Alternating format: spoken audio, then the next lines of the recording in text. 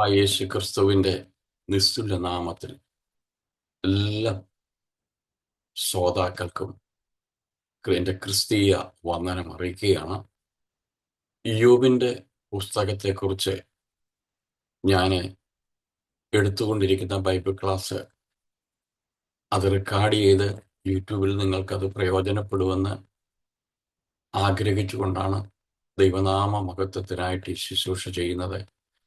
3 episode കൃപയാൽ record ചെയ്ത് യൂട്യൂബിലായി ഇടുവാൻ കർത്താവ് സഹായിച്ചു. 4ാമത്തെ എപ്പിസോഡിലേക്ക് വരികയാണ്. ഇയ്യോബിന്റെ പുസ്തകത്തെക്കുറിച്ചുള്ള ഒരു ചുരുക്കമായ സ്റ്റഡിയാണ് നമ്മൾ ചെയ്തുകൊണ്ടിരിക്കുന്നത്. ഇവിടെ ഇയ്യോബിന്റെ പുസ്തകം 1-ാം അധ്യായത്തിന്റെ ഇയ്യോബിന്റെ ഏത് ദേശക്കാരനാണെന്ന് 1-ാമത്തെ വാക്യത്തിൽ പറയുന്നു. ഇയ്യോബിന്റെ 4 വിധമാകുന്ന സ്വഭാവ ഗുണങ്ങളെക്കുറിച്ച് പരിശുദ്ധാത്മാവ് അവിടെ പറയുന്നു. 2ാമത്തെ വാക്യത്തിൽ അവന് 7 പുത്രന്മാരും 3 പുത്രിമാരും ജനിച്ചു. 3ാമത്തെ വാക്യത്തില് അവൻ 7000 ആടും 3000 ഒട്ടകവും 500 കാളയും 500 പെൺകഴുതയും മൃഗസമ്പത്തും ഏറ്റവും വളരെ ദാസജനവും ഉണ്ടായിരുന്നു. അങ്ങനെ അവൻ സകല പൂർവ്വ ദിഗാസികളിലും മഹാനായിരുന്നു എന്ന യോബിന് ടോട്ടൽ 10 കുഞ്ഞുങ്ങളായിരുന്നു ഉണ്ടായിരുന്നത്. 10 കുഞ്ഞുങ്ങൾ. അവരെല്ലാം അവർക്ക് വേണ്ട സമ്പത്തെല്ലാം യോബിന് മഹാധനികനായിരുന്നുകൊണ്ട് വേണ്ട എല്ലാ സമ്പത്തും അവർക്ക് ഏത് രീതിയിലും സുഖമായി ജീവിക്കുവാനുള്ള പണം സമ്പത്ത് യോബിനുണ്ടായിരുന്നു. കുഞ്ഞുങ്ങളൊക്കെ ഒരു സമ്പന്നന്റെ മക്കളായിട്ടാണ് അവിടെ ജനിച്ചത്, ജീവിച്ചത്. ദൈവമക്കളെ, ഈ കുഞ്ഞുങ്ങൾ മക്കൾ എന്ന് പറയുന്നത് ഓർക്കണമേ, മക്കളില്ലാത്തവർക്ക് മക്കളുടെ വേദന, തലമുറയുടെ വേദന എന്തെന്നറിയത്തു. മക്കള് യഹോവ തന്ന ദാനം. 128-ാം സങ്കീർത്തനം 3ാമത്തെ വാക്യത്തിൽ അവർ മേശയ്ക്ക് ചുറ്റും ഒരു തൈ പോലെ ഇരിക്കും. മക്കൾ യഹോവ തന്ന ദാനവും ഉദരപരവുമാണ്. ഈ ഗോത്രപിതാക്കന്മാരൊക്കെ അവരോട് ഈ തലമുറയെക്കുറിച്ച് ചോദിച്ചാൽ അവർ പറയുന്നത്, ഉൽപ്പത്തി പുസ്തകം 33-5 യോസേപ്പൊക്കെ പറഞ്ഞതാണ്, ഇവരെ ആരെന്ന് ചോദിച്ചതിന് ദൈവം അടിയന് നൽകിയിരിക്കുന്ന മക്കൾ. യോസേപ്പിനോട് ഈ യാക്കോബ് ചോദിച്ചപ്പോൾ പറഞ്ഞതാ. അതുപോലെ ഉൽപ്പത്തി പുസ്തകം 48-8-9 വാക്യങ്ങളിൽ ഇസ്രായേൽ ചോദിക്കുന്നു, ഇവർ ആരാണ്?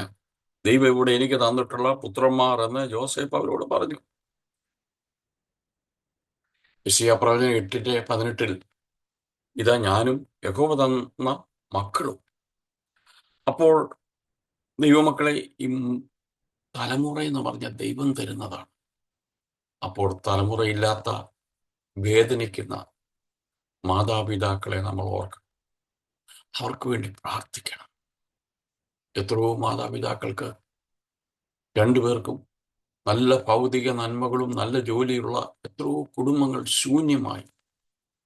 വലിയ വീടുണ്ട്, എല്ലാ ഫെസിലിറ്റി ഉണ്ട്, നല്ല എഡ്യൂക്കേഷൻ ഉണ്ട്, നല്ല ജോലിയുണ്ട്, പക്ഷേ ഒരു കുഞ്ഞിക്കാല് പോലും കാണാതെ ഭാര്യയും ഭർത്താവും ഒറ്റയ്ക്ക് ഭവനത്തിൽ എല്ലാം ഉണ്ടെങ്കിലും തലമുറയില്ലാത്ത ഒരു ശൂന്യതയിൽ കഴിയുന്ന എത്രയോ മാതാപിതാക്കൾ. നമ്മൾ അവരെ ഓർത്ത് പ്രാർത്ഥിക്കും. ദൈവം അവർക്ക് വേണ്ടി അത്ഭുതം പ്രവർത്തിക്കും. ദൈവം അവരുടെ ശൂന്യത മാറ്റുവാൻ, ദൈവരെ ബലപ്പെടുത്തുവാൻ അവരെ ഓർത്ത് നാം ഈ ദിവസങ്ങളിൽ പ്രാർത്ഥിക്കണം. അതുപോലെ ഇയ്യോബിന്റെ സമ്പത്തിനെ കുറിച്ച് പറയുന്നുണ്ടല്ലോ, ആടുമാടുകൾ. ഈ ഗോത്രപിതാക്കന്മാർക്ക് അത് ബാങ്ക് ബാലൻസ് അല്ല. ഗോത്രപിതാക്കന്മാരുടെ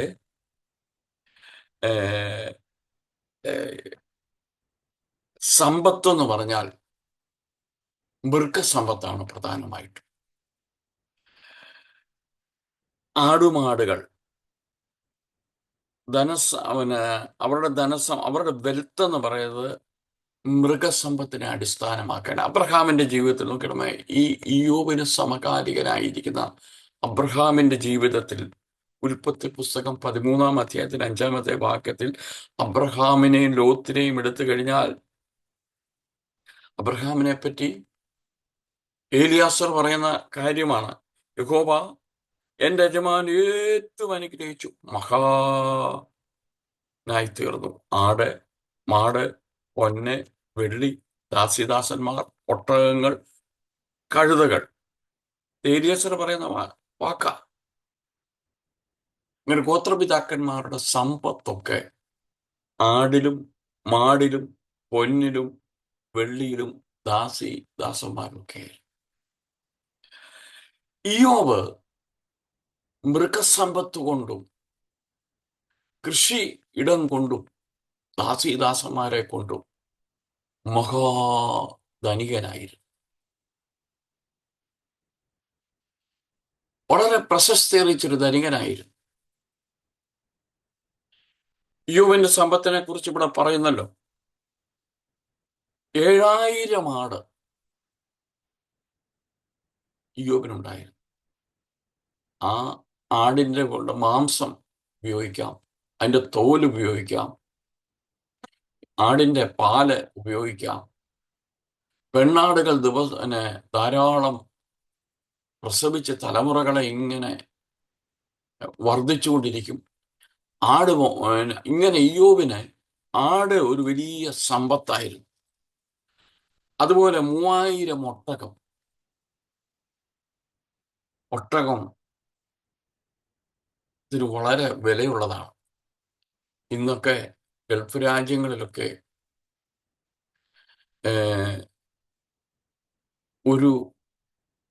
അവര് റേസിന് ഓട്ടത്തിന് ഉപയോഗിക്കുന്ന ഒരൊട്ടകത്തിന് മില്യൺസ് ഓഫ് ഡോളർ വില വരും.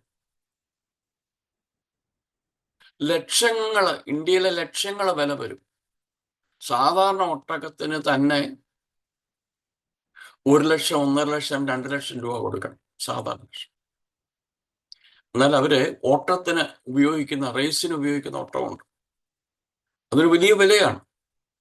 അപ്പം ഇയ്യോബിന്റെ വീട്ടിൽ അതുപോലെ മരുഭൂമിയിൽ കൂടെ ദീർഘ യാത്ര ചെയ്യുവാൻ അന്ന് ഉപയോഗിച്ചുകൊണ്ടിരുന്നത്, വലിയ ലോഡ് കൊണ്ടുപോകാനൊക്കെ ഉപയോഗിച്ചുകൊണ്ടിരുന്നത് ഒട്ടകത്തെയാണ്. അപ്പൊ ഒട്ടകത്തിന്റെ വലിയൊരു ബിസിനസ് തന്നെ, ഇൻകം തന്നെ ഇയ്യോബിന്റെ വീട്ടിലുണ്ടായി. ഒട്ടകത്തിന്റെ പാല് വലിയ ഔഷധ ഗുണമുള്ളതാണ്. ആയുർവേദിക് ഡോക്ടേഴ്സിനോട് ചോദിച്ചാൽ ഒട്ടകത്തിന്റെ മാംസം റുമാറ്റിസത്തിനും വാദത്തിനും ഏറ്റവും നല്ലതാണ്. നമ്മുടെ കേരളത്തിലുള്ള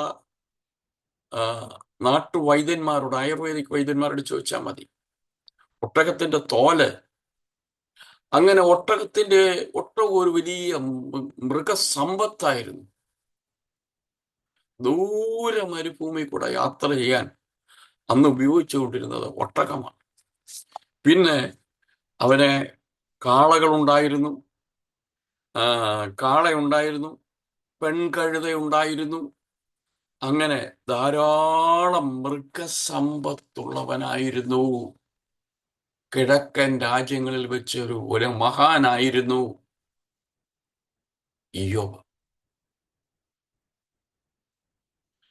എന്നാൽ മഹാധനികനായിരുന്നു. ഈ സമ്പത്തൊക്കെ ഇയ്യോബിനുണ്ട്.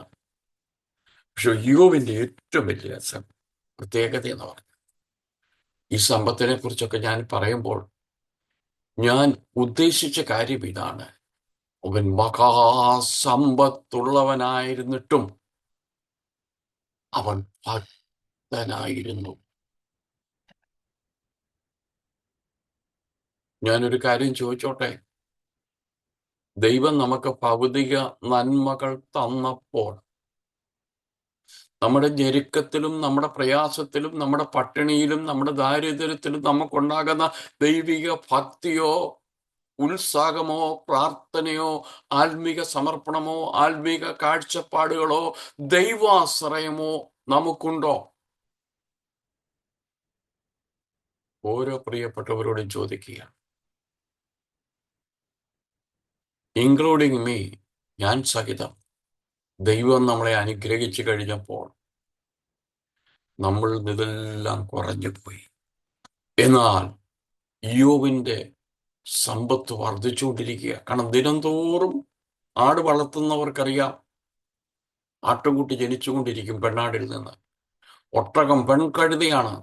ധാരാളം ഒട്ടകം. ഈ കഴുത കൊണ്ടുള്ള പ്രയോജനം എന്ന് പറഞ്ഞാൽ വലിയ മൗണ്ടനിലേക്ക്, വലിയ കുന്നുകളിലേക്ക്, മരുഭൂമിയിലേക്ക് വലിയ ലോഡുമായി പോണമെങ്കിൽ, ഹെവി വെയിറ്റുമായി പോകണമെങ്കിലോ ഈ കഴുതയാണ് ഉപയോഗിക്കുന്നത്.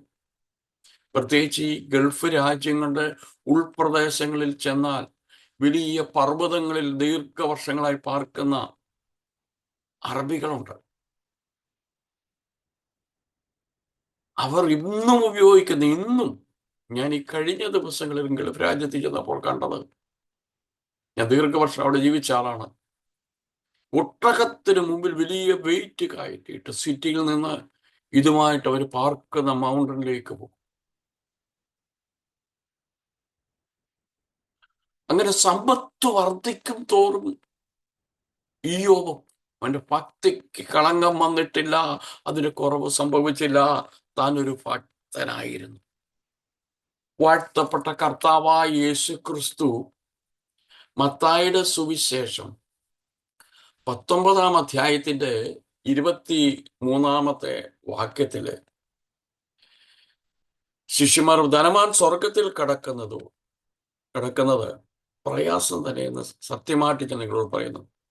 കാരണം ധനവാൻ സ്വർഗത്തിൽ കിടക്കുവാൻ ചില തടസ്സങ്ങളുണ്ട്. ദൈവത്തിന്റെ അപ്രമേയമായ ധനത്തെയും മഹത്വത്തെയും തൻ്റെ സമ്പത്തുമായി തട്ടിച്ചു നോക്കി തൻ്റെ നിസ്സാരത സമ്മതിക്കുവാൻ അവന് മനസ്സില്ല. ധനവാനായ ഒരു മനുഷ്യൻ യേശുവിൻ്റെ അടുത്ത് വന്നിട്ട് പല കാര്യങ്ങളും പറഞ്ഞപ്പോൾ അവൻ പറഞ്ഞ കാര്യം എന്താണ്? യേശു പറഞ്ഞൊരു ഉപമ.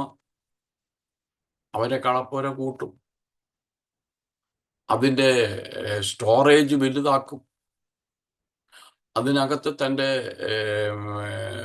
ധാന്യങ്ങളെല്ലാം കൂട്ടും, എന്നിട്ട് ആണ്ടോടാണ്ട് കഴിക്കും, ഉല്ലസിക്കും, എൻജോയ് ചെയ്യും. ദൈവത്തെ ആരാധിക്കുമെന്ന് പറഞ്ഞില്ല. അവനോട് ചോദിച്ചു, മൂടാ, ഈ രാത്രി നിന്റെ എന്നോട് ചോദിച്ചാൽ നീ എന്ത് പകരം കൊടുക്കും? നീ എന്ത് ചെയ്യും? ദൈവമക്കളെ, ഇയ്യോബിന് വലിയ ഒരു ധനവാനായി, താൻ ദൈവമുള്ളവനായിരുന്നു, ഭക്തനായിരുന്നു. ലൂക്കോസിന്റെ സുവിശേഷത്തിൽ ദരിദ്രനായ ഒരു ലാസറിന്റെ, ധനവാനായ ഒരു മനുഷ്യനെ കുറിച്ച് പറയുന്നു. ധനവാന്റെ പടിപ്പുരയിൽ നിന്ന് അവിടുന്ന് വീഴുന്ന വേസ്റ്റ് കഴിച്ച് ജീവിക്കുന്ന ലാസർ പക്ഷെ ദൈവമുള്ളവനായിരുന്നു.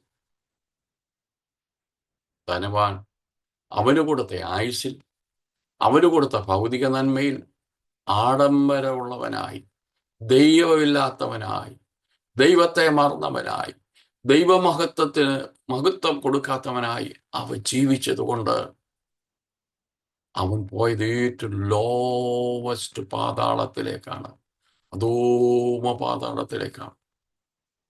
എന്നാൽ ജീവിച്ച് ഒരു നേരത്തെ ആഹാരം പോലും നല്ലവണ്ണം കഴിക്കാനില്ല ലാസർ. ഇവന്റെ വേസ്റ്റ് കൊട്ടയിൽ നിന്ന് വെളിയിൽ കളയുന്നത് മാത്രം എടുത്തുകൊണ്ട് പോയാണ് ലാസർ ജീവിച്ചത്. തനിക്ക് താൻ രോഗിയായിരുന്നു. പക്ഷെ ലാസർ മരിച്ചപ്പോഴും അബ്രഹാമിന്റെ മടിയാകുന്ന പഴയ നിയമത്തിലെ പറുദീസയിൽ വിശ്രമിക്കുന്നതായിട്ട് നമുക്ക് കാണാനായിട്ട് സഹോദര, ദൈവം തരുന്ന ആയുസ്സിൽ, ദൈവം തരുന്ന ഭൗതിക നന്മയിൽ മാത്രം ദൃഷ്ടിവെച്ച് ദൈവമില്ലാത്തവനായി നീ ജീവിച്ചാൽ അതുകൊണ്ട് യാതൊരു അർത്ഥവുമില്ല. ഈ ജീവിതം കഴിഞ്ഞ് മരണാനന്തരം ഒരു ജീവിതമുണ്ട്. നീ മരിച്ചു കഴിഞ്ഞാൽ എവിടെ പോകും? നിന്റെ ആത്മാവ് അധോമ പാതാളത്തിൽ പോകുമോ അതോ പറുദീസയിൽ പോകുമോ?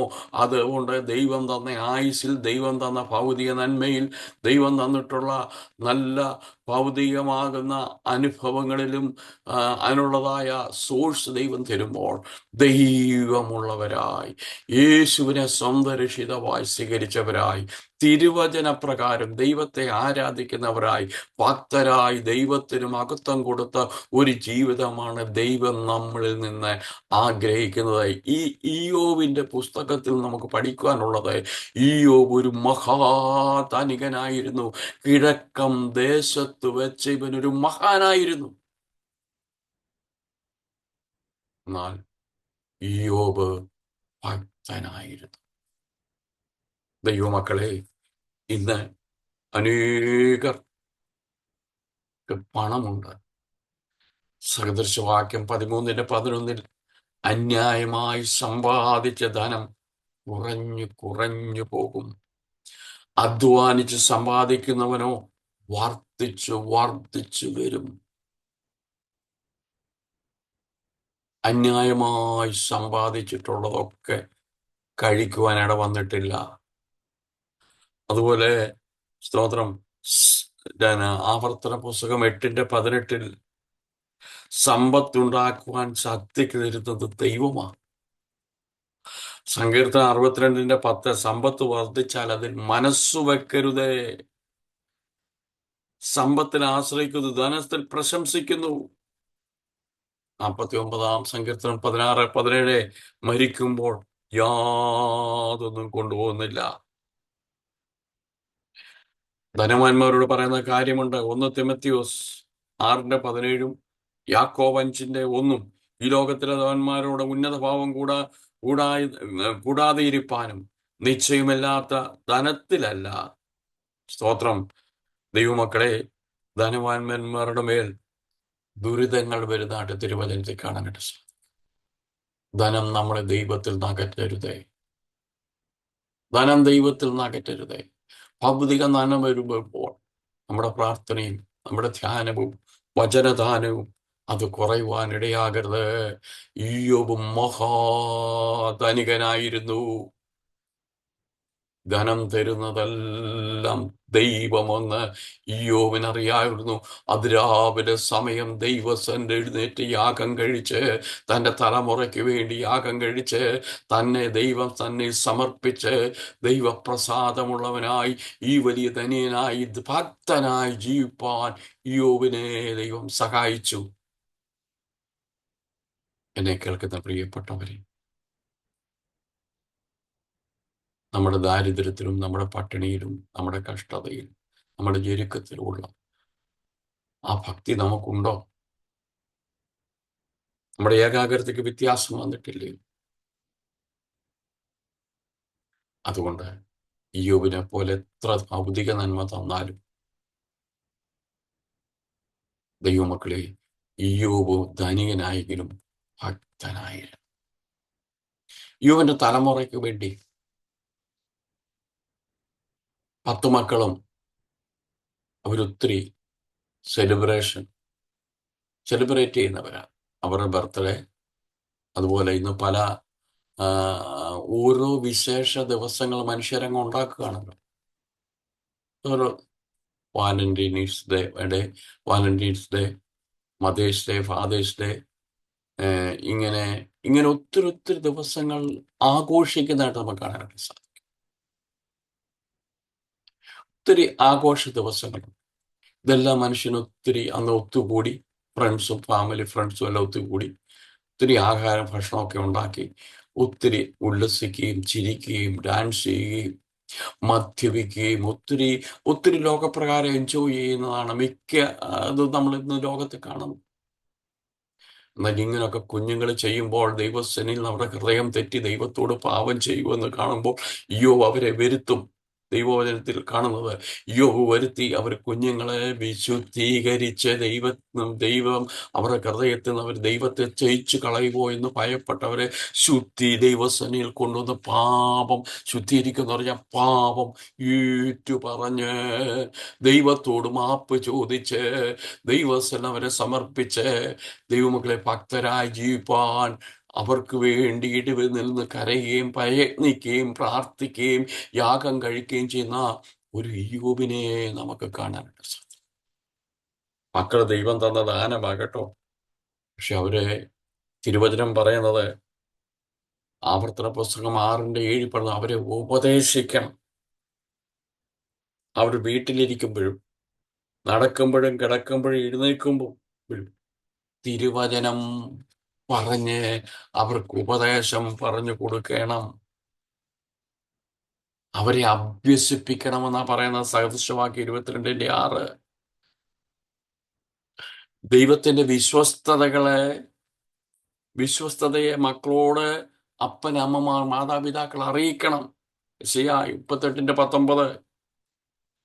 അവരെ പോറ്റി വളർത്തണം. കർത്താവിന്റെ ബാലശിക്ഷയിലും പത്യോപദേശത്തിലും അവരെ വളർത്തണം. വിലാപങ്ങളുടെ പുസ്തകം 2-ാം അധ്യായത്തിന്റെ 18-19 പറയുന്നു, രാവും പകലും ഓലോലെ കണ്ണുനീരൊഴിച്ച് നമ്മുടെ തലമുറയ്ക്ക് വേണ്ടി പ്രാർത്ഥിക്കണം. എൻ്റെ വാത്സല്യ ദൈവമക്കളെ, നമ്മുടെ തലമുറയ്ക്ക് വേണ്ടി വലിയ ഉത്തരവാദിത്തോടെ ഈ ദിവസങ്ങളിൽ നാം പ്രാർത്ഥിക്കേണ്ടതാണ്. ഇന്ന് ആത്മീയ ലോകത്തിൽ, ക്രിസ്തീയ ലോകത്തിൽ തലമുറ തകർന്നുകൊണ്ടിരിക്കുക, ഡ്രഗ്സിന് അടിമയായിക്കൊണ്ടിരിക്കുക. അനേക കുഞ്ഞുങ്ങൾ മദ്യപാനികളായി തീർന്നിരിക്കുക. മിക്ക സഭയിലെയും കുഞ്ഞുങ്ങൾ ബിയർ കുടിക്കുന്നവരാണ്. ബിയർ കുടിച്ചാൽ അത് പാവമല്ല, തെറ്റല്ല, മദ്യമല്ലെന്നാണ് ഈ കുഞ്ഞുങ്ങൾ കരുതിയിരിക്കുന്നത്. ദൈവദാസന്മാർ ഒക്കെ മനസ്സിലാക്കി നമ്മുടെ കുഞ്ഞുങ്ങൾ ഇവര് വിശുദ്ധന്മാരാണ്, നല്ല കുഞ്ഞുങ്ങളെന്ന് വിചാരിച്ച് അവർക്ക് വേണ്ട ഉപദേശം കൊടുക്കുന്നില്ല. പ്രിയപ്പെട്ട ദൈവമക്കളെ, തലമുറയോർത്ത് നമുക്ക് പ്രാർത്ഥിക്കാം.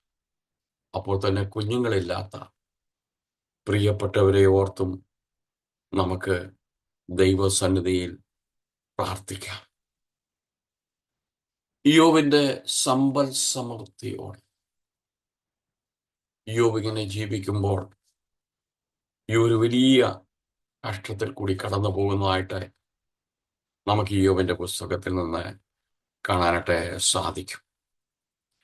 അടുത്ത അധ്യായത്തില്, അടുത്ത എപ്പിസോഡില് തുടർന്ന് നമുക്ക് ചിന്തിപ്പാൻ ദൈവം നമ്മെ സഹായിക്കട്ടെ. ഞാനിവിടെ എൻ്റെ വാക്കുകൾ ചുരുക്കുക. എൻ്റെ വാത്സല്യ ദൈവമക്കളെ, ഒരു കാര്യം മറക്കരുത്. നമ്മുടെ കഷ്ടതയിലും നമ്മുടെ പട്ടിണിയിലും നമ്മുടെ ദാരിദ്ര്യത്തിലും നമ്മുടെ ഞെരുക്കത്തിലുമൊക്കെ നമ്മൾ പ്രാർത്ഥിച്ച് കർത്താവിൽ നിന്ന് മേടിച്ച അനുഭവമേ ഉള്ളൂ.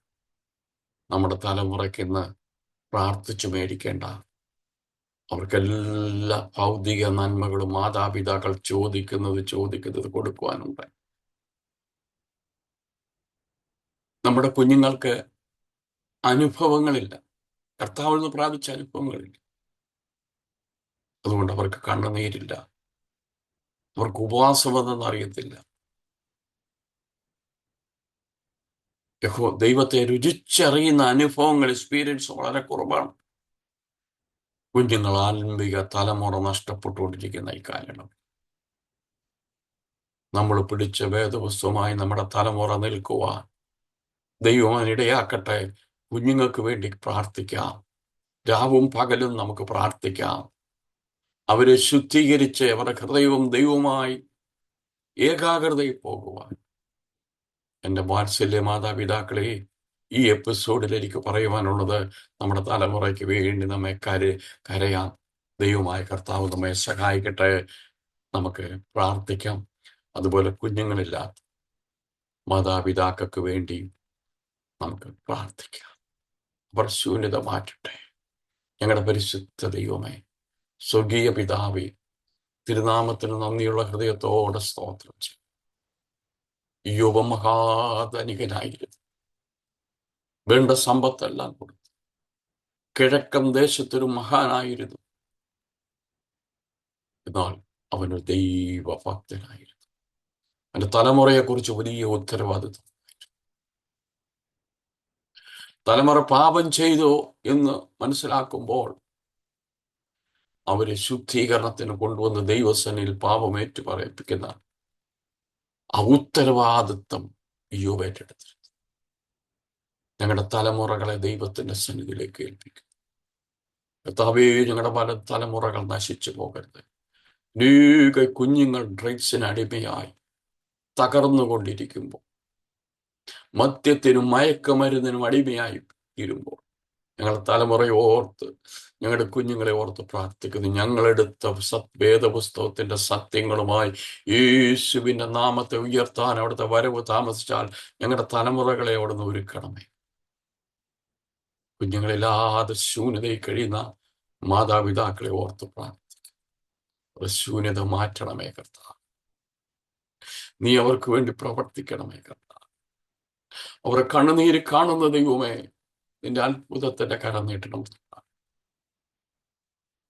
തിരുനാമം മഹത്വപ്പെട്ടാട്ടെ. പ്രാർത്ഥന കേട്ടതിനായി സ്തോത്രം.